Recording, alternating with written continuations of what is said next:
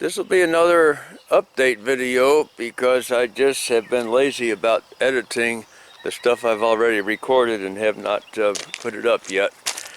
Now, on my last update, I mentioned that I was thinking about taking this dually, this F350, down to a shop out of town and get some work done on the motor, and that's not going to work out because that shop is not going to save me an appointment time several weeks in advance.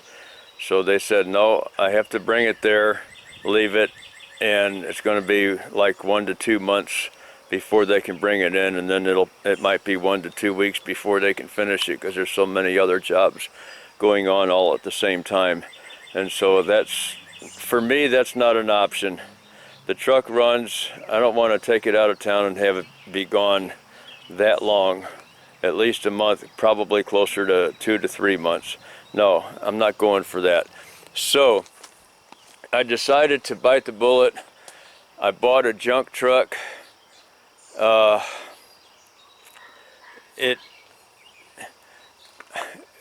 It's got the same motor, it's the same year, and the only difference is mine has 2 alternators, as you can see there, and this one only has 1.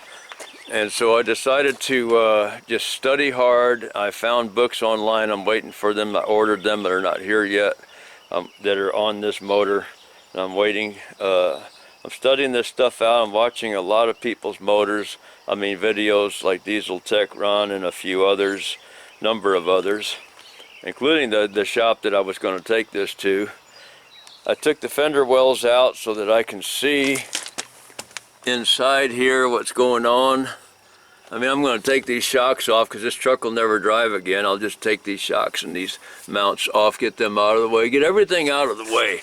I took the air box for the air conditioning evaporator, took that off so that I have access to the valve cover. I mean, people get these valve covers off without taking that off, but it is not fun, and it's a nightmare. And sometimes there are threaded hole issues because the upper half of the head comes in 2 parts, and the upper half is aluminum, and you can damage the threads on the valve cover bolts on aluminum. Anyway, I'm studying this thing out. I'm watching these videos over and over and over again. Right now we got a no start issue. It did start up and run when I had it towed here, but now it quit, and I haven't got to the bottom of that yet, but I have to keep stopping and getting on other stuff. There's this truck here has got a what I'm about 99% sure it's a brake line that is seized up or choked shut. This brake, no, that's the ABS sensor. Where's the brake line at?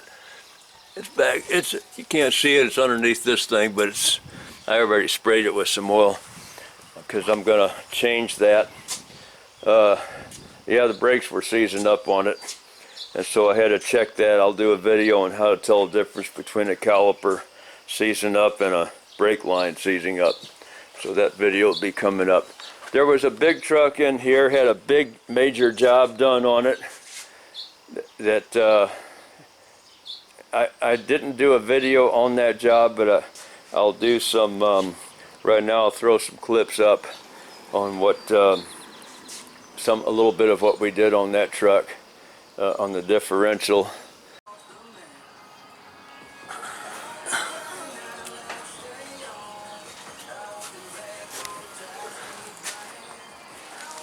What's that? Where is him, a fat boy thing again? Yep. Thank you. Appreciate that.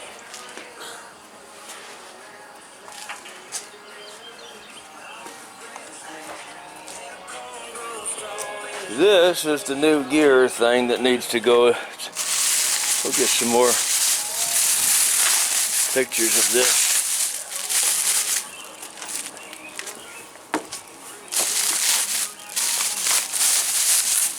This thing needs to go back in there. And we've been having fun the last couple of days getting this apart, and the brakes are a mess. We have to fix that. But we always get it done. He's on casters. He can go any way you want. We played this game, it won't work. Okay. We fought it, and we do like this.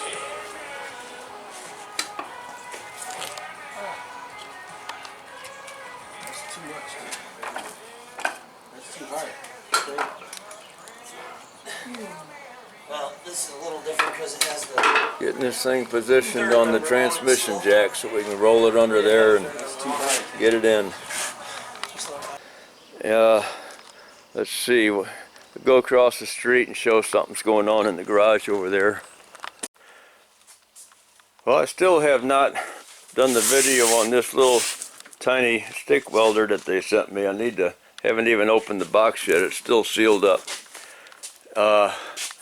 Up there on the ceiling, that insulation that's up there, a raccoon had gotten in here. I believe it was a raccoon. I don't think a cat would have done it, but it has to be something that climbs.